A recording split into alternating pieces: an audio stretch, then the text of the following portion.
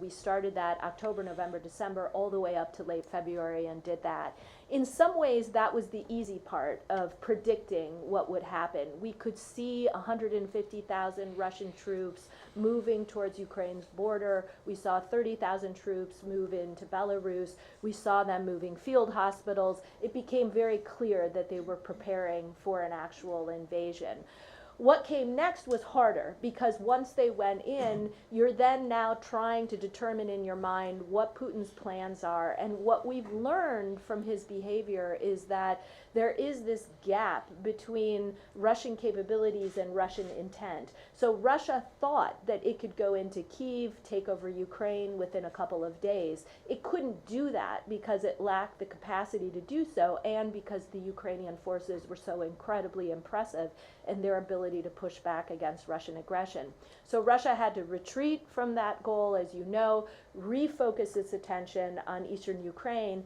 And now the big question that's on the table is not only how will this war end and how soon will Russia stop this aggression inside Ukraine, but what will happen going forward? Will Putin, despite the fact that he lacks the capability to do so, will he decide still to try to go to Kiev again?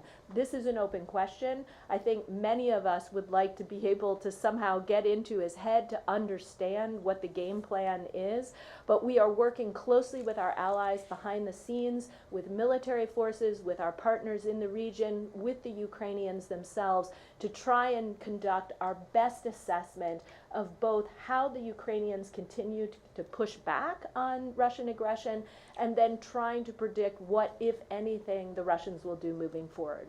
The alliance has had to adjust its doctrine, its strategy, its posture, and even its membership because of Russia's actions. So I think the alliance now has the approach that is spot on, and the strategic concept reflects the environment that we find ourselves in today. This is new, and it's important for the alliance not only to highlight Russian aggression and what's happening inside Ukraine, but to begin to focus on individual areas like the Black Sea, where the alliance wants to move additional posture, where the alliance wants to conduct additional training and exercising, where the alliance wants to have more high-level visits. We have allies that have opted just to provide humanitarian assistance.